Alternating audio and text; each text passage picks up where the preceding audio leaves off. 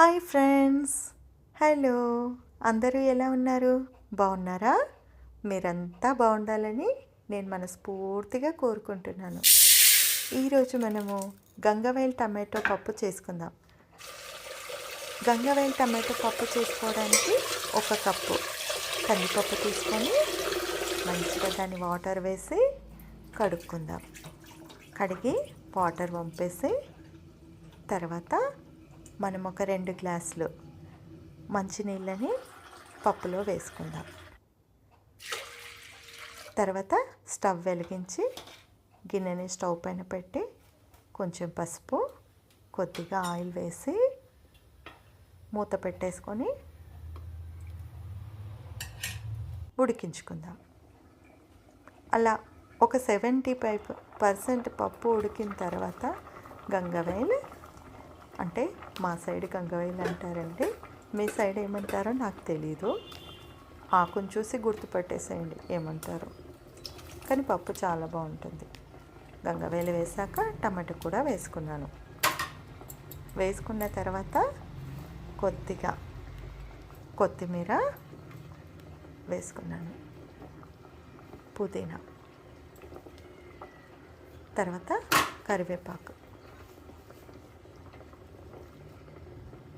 తర్వాత కలుపుకుందాం. ఇలా నాకు ఈ కొత్తిమీర, పుదీనా, కరివేపాకు అంటే చాలా ఇష్టం.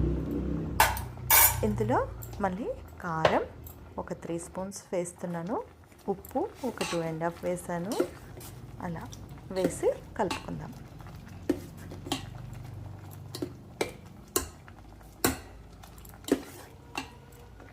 కలిపిన తర్వాత మూత పెట్టి కొద్దిసేపు మనం ఉడికించుకోవాలి పప్పుని. అందులో కొద్దిగా చింతపండు కూడా వేసుకోవాలండి.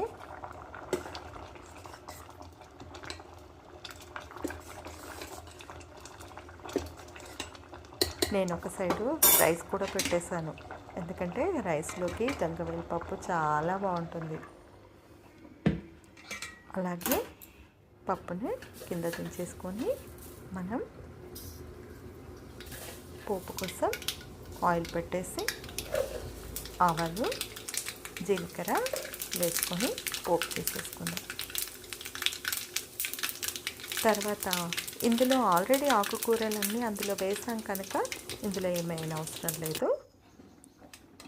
తర్వాత మనం పప్పు ఉంది కదా, దాన్ని రుబ్బేసుకుందాం. ఇలా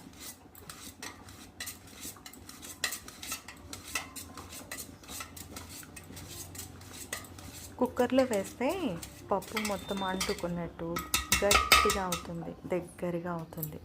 నాకు అందుకే పొయ్యి మీద వండుకునే పప్పే చాలా ఇష్టం. అందుకోసం పప్పుని రుద్దేసుకున్నాం కదా, పోపు వేసేసుకుందాం. పోపు వేసి మొత్తం కలిపేసుకుందాం.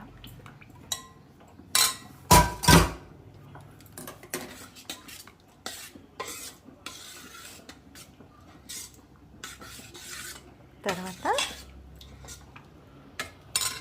ఇంతే, గంగవేల్ పప్పు రెడీ. దానికి మనం కొంచెం అన్నం పెట్టేసుకొని చూడండి, రైస్ వేడి వేడి రైస్ వేడి వేడి అన్నంలోకి పాపడాలు, గంగవేల్ పప్పు వేసుకొని తింటే సూపర్గా ఉంటుంది.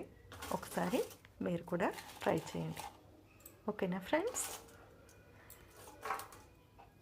నేను చేసే వంటలు కానీ నా పాటలు కానీ నచ్చితే లైక్ చేయండి, సబ్స్క్రైబ్ చేయండి. ఇంకోటి, ఈ కర్రీని మీరేమంటారో అది కామెంట్ చేయండి.